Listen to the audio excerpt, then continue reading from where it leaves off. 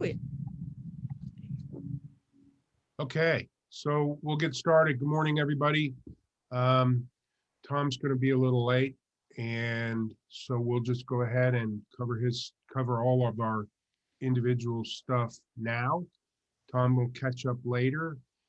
Under the item of software needs, I was made aware that it'd be great if we could get a SolidWorks um, login, and I am hot on the trail of that. I hope I can lock that down in another call or two, but it looks like SolidWorks, the entrepreneur version, will be made available to us. Um, if there are other software needs, let me know. I sent an email out about software that included that request. So if you know of other software that you may not even know if there's an entrepreneur version available, I'm happy to look into it and see if we can make it available. There is one piece of software that I sent you the link for. It's called Forecaster. It is a financial forecasting piece of software that takes your basic business model assumptions out over some period of time, 3 to 5 years, and then actually puts it into a presentation that is, quote, investor ready. So it's an interesting platform. I'm not sure it's all that intuitive. I've tried to use it, but you may want to. And right now it's free to us. So let me know if you're interested into digging into that, and even eventually getting a version of your own. So, anything else on software that folks know about? I was gonna send you a list later. That's But fine. okay. That's great. Okay, Startup Knox pipeline report. I think most of the Sparks all of the Sparks have gotten an email or two from me regarding a concept called the pipeline report. Startup Knox, which is founded by Brandon, Bruce, and me to be a platform for collecting early stage company information. It's a newsletter collective, an event collective, and a list of investors and a list of Good morning. startups. Um, so um, we have added a new function to Startup Knox called the Pipeline Report. And right now, we think it will be issued about every quarter, so 3 or 4 times a year. And it's going to be a list of companies that are tech oriented, that have high growth potential, and who are either in a fundraising effort right now, or you soon will be, soon being in the next 3 to 6 months. And we will assemble a booklet of those companies with a page that has a summary for each, and we will distribute that to our full investor list. So the effort there is designed to try and create some interest, to raise the level of awareness of the investability of our local startup companies to pretty much a national investor network. I think there are about 60 investor groups on that. So hopefully that report will become a network item that even those investors will share to their friends and co-investors. So if you're interested in doing that, let me know. I think all of the Sparks have already engaged with that in one form or another. So, um, Sorry, quick question, John. So is sure. that report like updated quarterly as you just said? And also, is the information only available to investors? Like, can anyone search for those companies? Can anyone search for those companies? Well, your company is already a link on the Startup Knox website. So anyone can go to the Startup Knox website and find your company. Right, but is the report like available to anyone or We're going to make the report, it will be distributed to investors. That's what its purpose is. just investors? Like I guess I was wondering, can my competitor see my report? I don't think so, no. I suppose if an investor has a competitor that is in his or her portfolio, then conceivably, but investors typically don't do that. Yeah, that was just my only concern. No, I think that's a legitimate concern.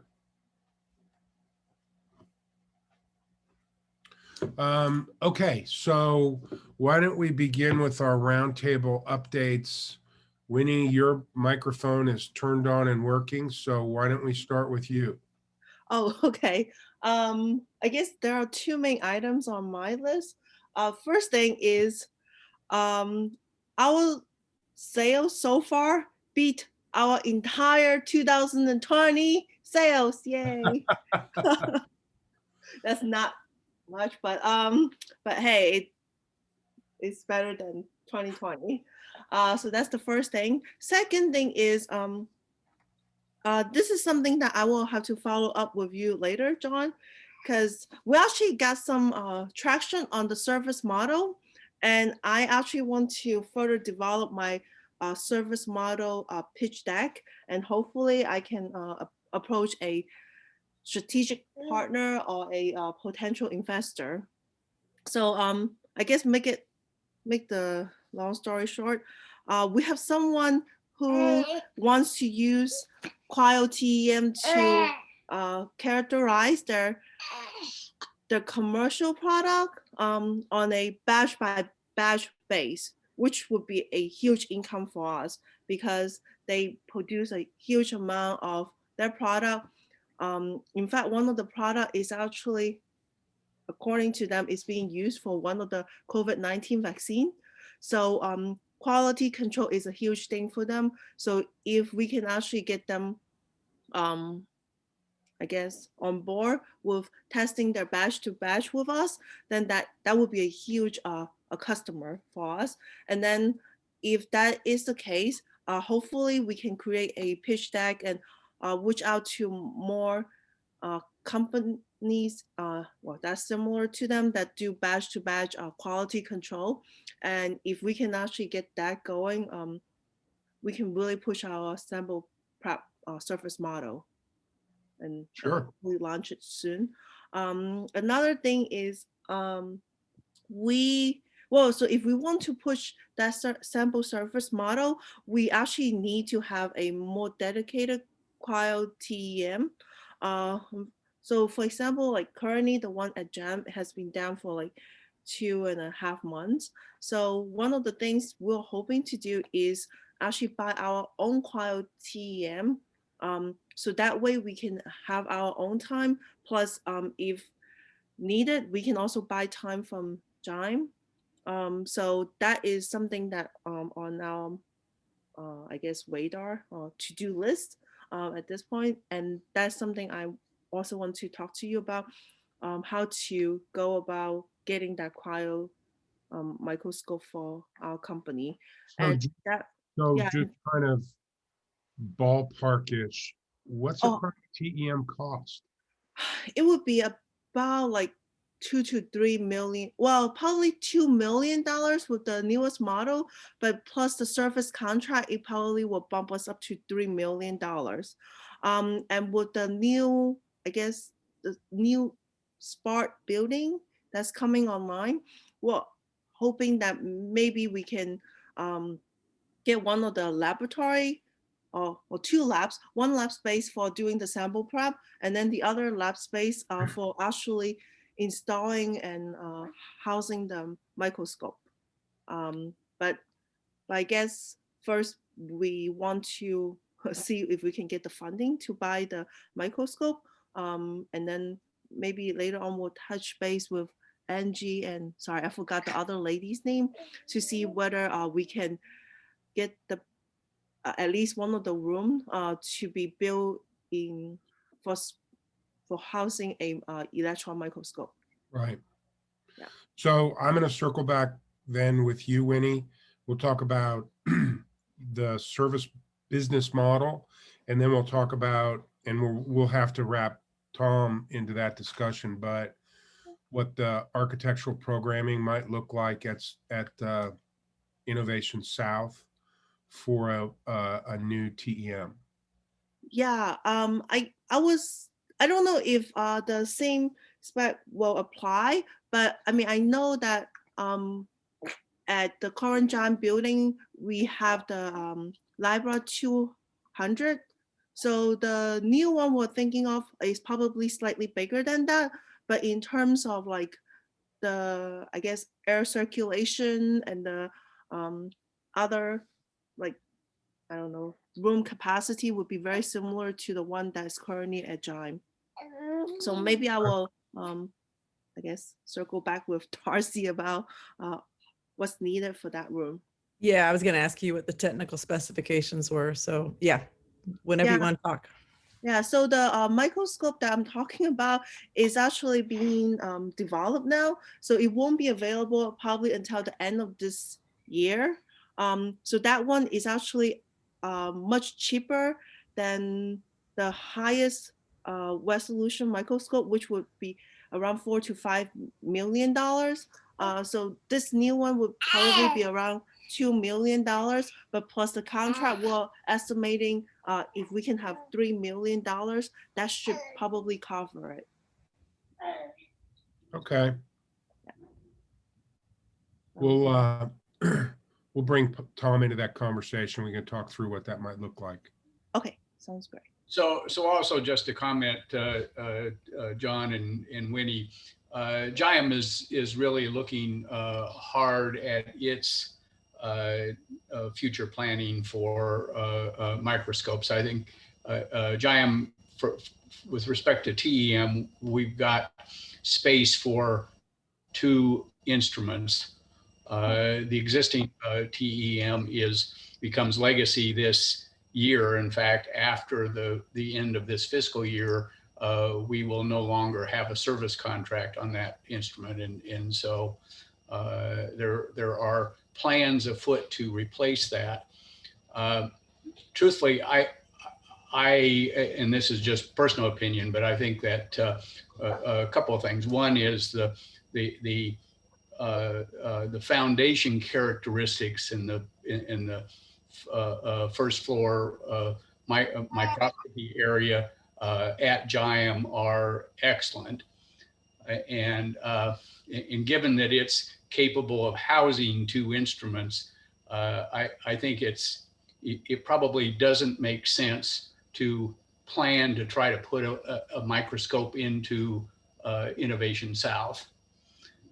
And so that's just one thing to store away in the conversations. And then also I think there are plans developing to try to update the TEM and perhaps add an additional instrument. So just something to mention and put into the thinking.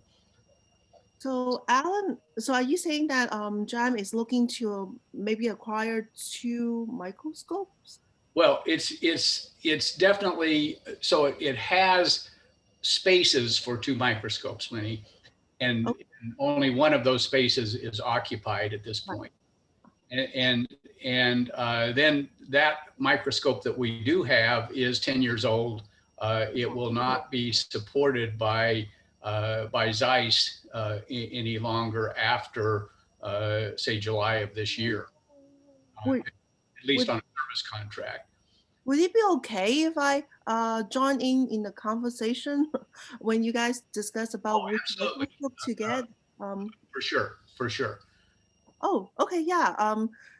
Because I mean, I think this if we can actually get this service model going, and especially with companies that actually do batch to batch quality control, I think that will actually bring a lot of traffic and interest to the facility and this area. So yeah. No, I think that would, I think that's a really needed conversation. And so we would be most interested in entering into that. And by the way, and you may be aware, we are right now in the process of selecting a new manager for the electron microscopy laboratory. John Dunlap is several months past his announced retirement and has been gracious to stay on, but will be departing, I would say, before summer. Okay, yeah, I'm aware of that. I just didn't know if a replacement has been found yet. And actually, I mean, something I will talk with John later. With this service model, we actually think we can include a lot of UTK students, because the way how we planning to structure it such that it's not it doesn't require a PhD and maybe even a master to run this program. So we think we can really bring in a lot of UTK students, maybe even at the undergrad and master level, to come in and help. But yeah, that's something I will develop it further with John during our discussion. So Okay, good. Thanks. Sounds great, Winnie. Thank you, Good Alan. news. thank you. I gotta brag. We already make 40K in All right, there you revenue. go. Sweet. Next up is on my screen is Will. Hey, John, thanks. So I have a brief update, but first, a question. I wanted to confirm, and I'm pretty sure I know the answer, that we are not considered external, or we are considered external users when we use the core facilities, correct? If anyone knows. Alan or Darcy? I would think Melanie would be the person who, whoops, Melanie would be the person who could speak best to that. As far as you're talking about what rates, Yeah, she should be right back. I'm sure someone just needed something real quick. so the reason I ask is because we're working with an undergrad through the CMP. There she We is. have an option to fill out or to sign up for a facility levels management membership, which then would give us internal rates. And so, hey, Melanie, I of course meant to ask you a question right after you left. Sorry about that. I was trying to confirm that we are, even though we have facility use agreements, we are considered external users for all of the core facilities. Yes, because you're on campus, the facility use agreement will get you the on-campus commercial rate, which is lower than the true external rate. Okay, good to know. So there's a third level between UTK internal and external. We have internal UTK, external academic, on-campus commercial, and on-campus commercial, and then regular commercial. Okay, and you don't know if that applies also to the chemistry core, do you? So with the chemistry core, because I had talked to her about that, the question came up. She doesn't have an on-campus rate set. Okay. So for her, it would just be the commercial rate, but it would be the same. It's if, I mean, if you, we can see if we can't, but chemistry could set that rate if they want to. I think we're probably going to sign a facilities level membership with the Center for Material Processing anyway, so that then we get the full Yeah, I UTK believe so. rate through them. I just wanted to confirm with you guys that was. Yeah, and that would apply, needed. whatever applied here would apply to chemistry. The rate structure is the same, Okay, regardless of which core you use. cool. For everyone's reference, the UV Viz and the chemistry core is $20 an hour for internal users and $100 an hour for external users. So there's a pretty big advantage to signing one of these facility memberships. So moving on outside of that, we've finally got our custom dispersions ordered from Nano Integris. I had thought that would be done several weeks ago, but it was just bureaucratic thing after bureaucratic thing with ORNL. But as of this morning, they're about to be shipped. We've ordered kind of the first stage for our new Class A B amplifier that we'll be setting up in 276. That should give us the ability to go up to 30 megahertz. And I'm not entirely sure what the final stage will look like. We'll set our power, but it should be 1 to 400 watts, which will give us the ability to process about 100 milliliters of nanotube dispersion at a time, and start setting us up for actually selling materials in small scale volumes to like researchers and stuff like that. John, the startup Knox directory thing that you sent to us is on my radar. I haven't had a chance to do it yet, so apologies there. For Innovation Crossroads, I've just signed a pause to my fellowship for April so that we got the Air Force SBIR, and I wanted to maximize the amount of time I could spend on that, but it's only a 3-month grant. So I'm pausing Innovation Crossroads for April so that I can take that 80% chunk of time that Innovation Crossroads eats up and apply it to the Air Force. So that'll be probably almost entirety of just customer discovery within the Air Force, but we are doing a little bit of technical work with Harvard, just sending some thin films to my old advisor there. It's an STTR, so we had to subcontract to a university, and I know that lab really well, so we went with them.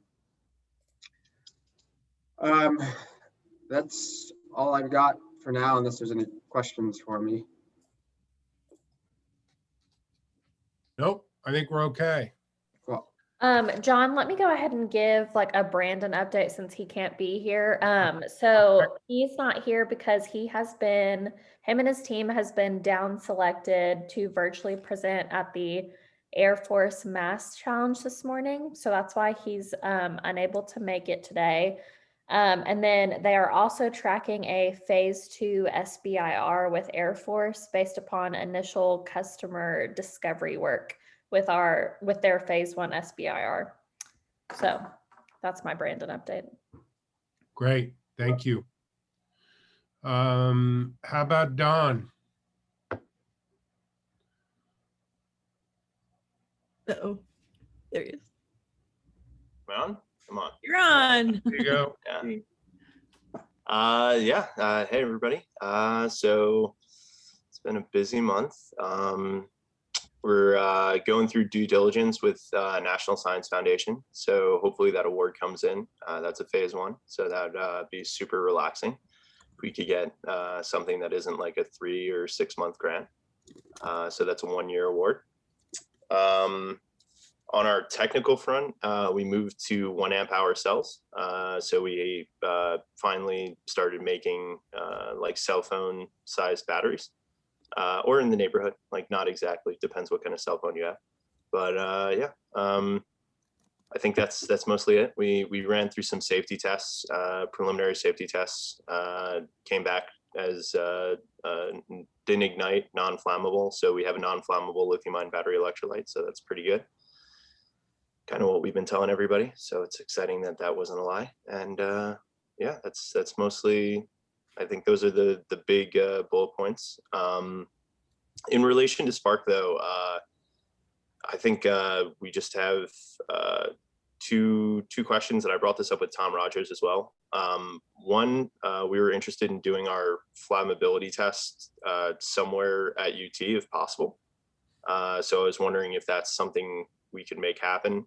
And then the second is there anything I can do, Darcy, to push that outlet thing forward? Or is that still kind of in limbo?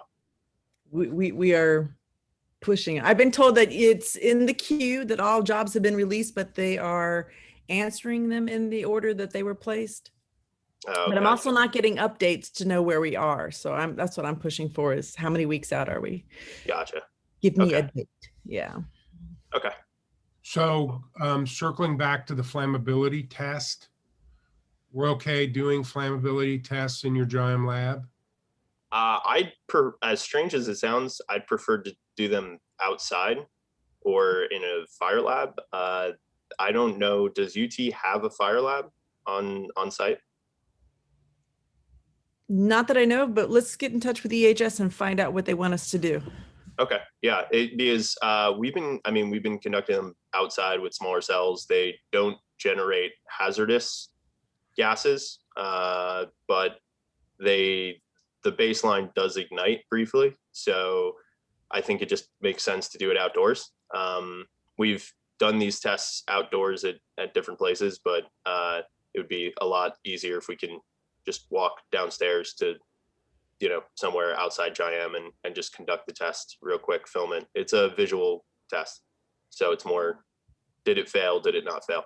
Yeah, I think what they'll ask for is an SOP, and they'll review it. So I'll get in contact with them. Okay. Yeah, let me know, who we can connect with and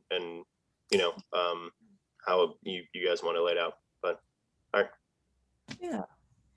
Great. And congratulations on placing in the Ballard Innovation Award competition. Good for you. Great. Thanks. Appreciate it. Wouldn't have been able to do it if we didn't have a lab. So thanks for, hosting us, putting up with us. Sure. Okay, Marwan. Hey guys, how you doing? So so the main updates, I think the last couple of weeks we've been quite busy, and I've shared that we done quite NDAs with several companies. Some of the big ones took so much time to send us their data, and finally now they're all sending them at the same time. So that's a good thing. So we're working on actually. So the challenge that we're facing right now is that the industry is so dispersed in the way they do their projects. They use different formats and of data, different way of procedures of analyzing or data or actually modeling the interactions and wake models and things. So what we're trying to do is actually add one by one to our software. So we want to be able to, kind of process whatever type of data or approach these different companies are doing. So right now we have in the pipeline 3 projects that we are working on, and we haven't started the optimization, but we're working on the processing of the data and getting them. One of them finally is from Siemens, so it's a big target we want to work with. So we worked with Vestas, it was successful. We're still waiting on them. What to do next? What's their step? Hopefully we would like to. I want to see some kind of motion towards the business discussions, since we're past the technical discussion, which I believe will take some time to kind of think how we can work with them. I had another call with GE researchers. They came back. They wanted to meet again, and it was an interesting call. They are also, so all these big companies, they are kind of, first they want to evaluate you. They want to see if how reliable from a, or how the technical side that we're doing. On the technical side, how good are we on doing what we're doing and what we're talking about. And then even when you pass that, there are I think there are some challenges getting the business down, and it takes some time. But the good thing is that they came back. For example, GE, which we thought they were off the table, and we didn't. They insisted on getting back to us, and I had a call with them on Thursday. I think last Thursday or Friday. We'll see. So the same thing, we're trying to do the same approach with other companies, larger companies. So we still want to keep going on developing more, or being able to get our software to be more flexible, hosting and processing different formats. That's what's taking 99% of the time at the moment. So the other thing is that I got an invitation from to participate in a proposal, full proposal, from a group at ORNL. And what they do, they are actually, I think they submitted a pre-proposal that was encouraged to submit full proposal. That's when they reached out. So they reached out last week, actually. What the proposal is about optimizing solar panels. It's some kind of optimization that has to do with also corps. So they want to see if they can, if we can design wind farms. So we can help them find a good design for the solar farm, where on top of crops, on top of corn or things, without affecting the growth of the the plants and everything. So they saw probably our profile as optimizing the wind and things, and probably they know somebody who we know or something. And now they said, so I said, should we do we need to meet? They say, no, we want you to be on the proposal. So they accepted us right away. I'm gonna just look at the material they sent me and send a small portion for us. I don't think from a monetary point it's going to be a big deal. It's a inside call proposal, but it's a 3-year thing, and things may change over time, and maybe we can get a larger portion out of that. So that's I think the main two things for now. On that proposal, and I'm kind of bringing this up just as a general point, not specific to this, but on big proposals like that, where there's a team, typically there's a teaming agreement that the prime contractor will put into place with each team member. So have you talked at all about a teaming agreement? No, not at the moment. We can talk offline about that, but really I'm bringing it up more as a means of protecting your own business interests as the contract, if the contract is awarded and as it's performed over a 3-year period. A lot of things can happen, and you want to make sure that your business position is clear. Correct. So I was surprised how much excited they wanted us to be on this, but they didn't provide. So they provided me the technical material, but we didn't discuss any of the how things work.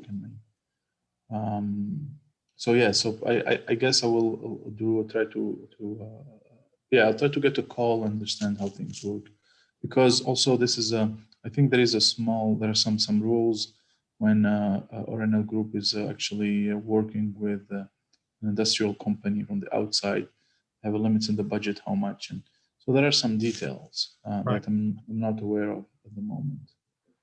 We can talk more about it offline. Okay, cool. Yeah, absolutely.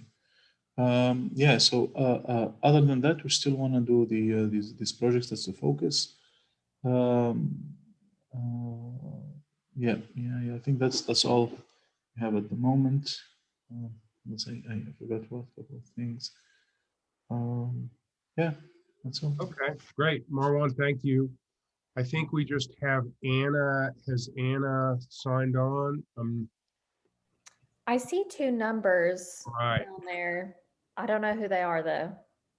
Anna did say she called in, so Okay. she's driving right now. Anna, are you on there? Can you hear us?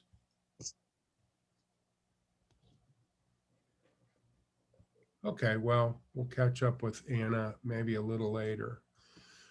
Anybody else? Darcy? You're all good? We're good.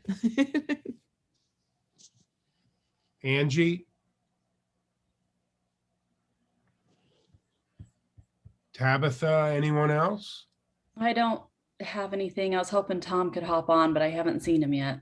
No. We might have him just send an email update with his topics later. Innovation South update, machine shop access, internships. Okay, well, anybody else have any other things they would like to talk about? If not, I think we are ready for adjournment. Okay? All right. Thanks, everybody. Thanks, John. You Thank bet. you. Thanks. Thank you. Bye. Bye-bye. Bye, you guys. Everyone.